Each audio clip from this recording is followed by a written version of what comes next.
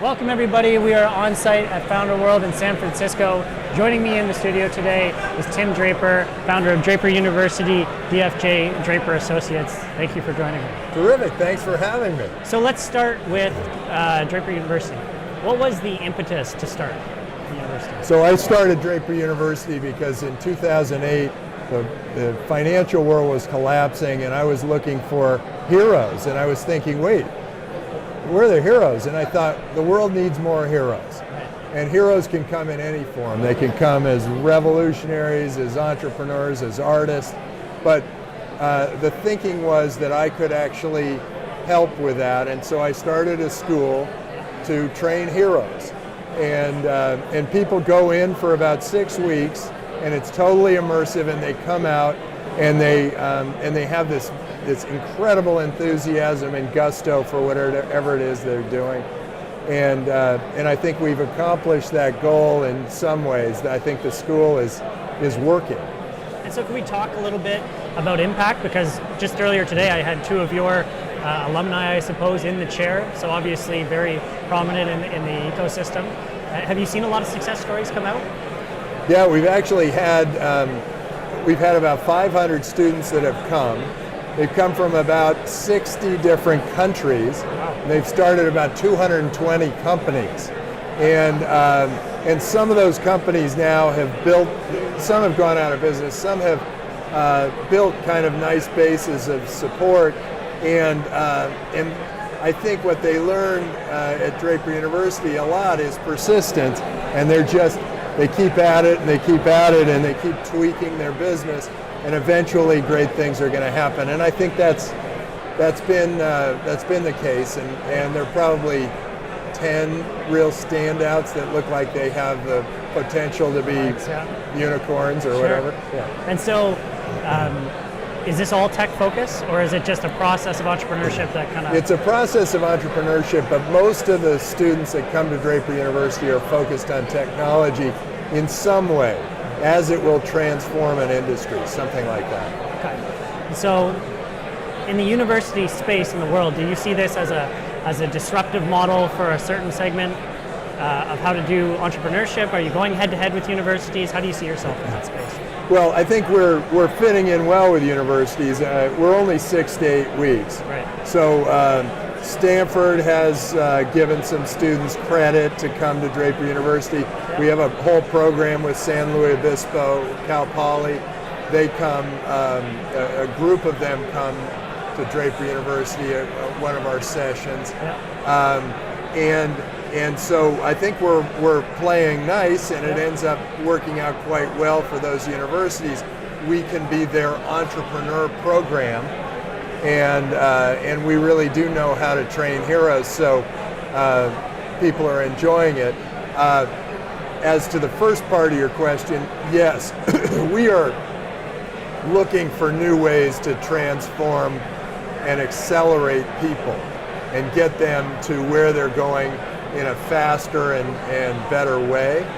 And the school also is a lead-in to people who might want to go to the Boost Accelerator, Boost.vc Accelerator, or to Hero City, or get funded by Draper Associates. It's sort of a natural progression. Right.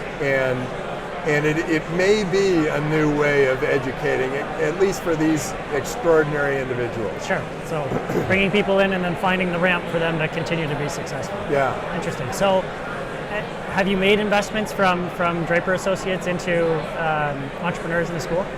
Oh yeah, and quite a few Draper University students have gotten Draper Associates money. Nice. They pay tuition to go, but some of them end up getting an awful lot more back when they build their businesses. Sure. And hopefully I'll end up getting even more back after that. Right. So when you do your investing, what's the investment thesis of Draper Associates? What are you looking for?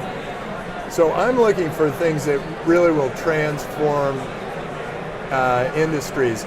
Industries occasionally get to the point where they're oligopolies and they're dominated by just 2 or 3 or 10 companies, and when you know you've got an oligopoly or a monopoly is when you know the service isn't as good as it used to be, and the price keeps going up. And so I'm always looking for opportunities where that price to service ratio has expanded. Sure. And there's an opportunity for a startup to serve that population better than they're being served now. Excellent. That's interesting. So I guess my next question would be, obviously you get quite a large breadth of looks at different types of technologies, people pitching you all the time. Is there a certain technology space that's really interesting for you right now, something that gets you excited? Yeah, I'm really interested in these industries that haven't yet been transformed, where over the last 15, 20 years you've seen information, communications, entertainment, music, taxis, all transformed. In the future, I can see finance, banking transformed. Education, I think, is on its way to getting some sort of transformation. Medical technologies are coming along that are more data-based than doctor to patient based, and that could end up being a real transformation in healthcare. And then I think governments are going through a transformation now. We had the Prime Minister of Estonia come to Draper University and speak, and he said, just by instituting digital signatures, I saved 2% of the GDP. And so it made me think that, hey, maybe these governments are looking for entrepreneurs to kind of help them better serve their citizens. And he also said that just by instituting digital voting, all the young people started to vote, and digital identity has improved their business climate, but it's also lowered their crime rate. So interesting things are happening in government technology, and I'm looking for those companies too. Yeah, that's really fascinating. Yeah. So you clearly get pitched a lot. Yeah. Obviously, even just coming here, there was a lineup of people walking behind you trying to pitch you. What are the things that you look for in somebody that makes you receptive to hearing a pitch? What are the things that you don't like? What's the best way to get in touch with you? I think the best way to connect with me is through your initial idea. Is it transformative? Does it pass my 15-year test? My 15-year test is, in 15 years, is this a possibility, or is it sort of going to come and go in the next 6 months by something that improves on it? And so if you're really thinking 15 years out, I mean, we're going to have self-driving, flying cars in 15 years. So does your plan relate to that, or are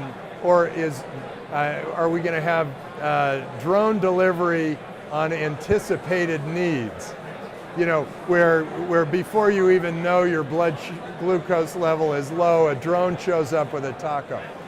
So in that world, does your business make sense?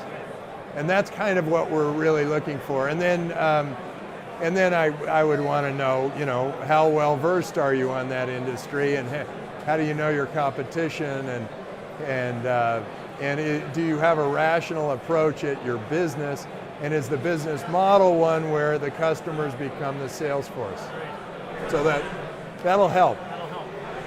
So a lot of what you just painted, self-driving cars, glucose levels, drone delivery this is the Google channel.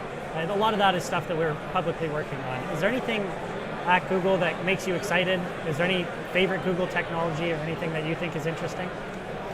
I like all those interesting ideas that come out of the Google's 20% rule, where the engineers have 20% to go do the thing that they want to do themselves. Because those are the things that are on the edge, and engineers are kind of looking for things that are more exciting to work on, and those edge products are really what the engineers are really into. And I think when an engineer is really into something, it's usually novel enough for me to want to be interested in it too. So if you're a part of the Google developers community, you're probably developing something pretty interesting that you love that's not just the 20%, but your whole 100% is focused on something you love. And in that case, I think, if you've got any kind of a futuristic approach at all, I think I'd be interested in hearing what it is you're working on. Very cool. Well, thank you very much for joining us, Tim. Good, my pleasure. Thank you guys for joining us at home. We're on site at Founder World in San Francisco.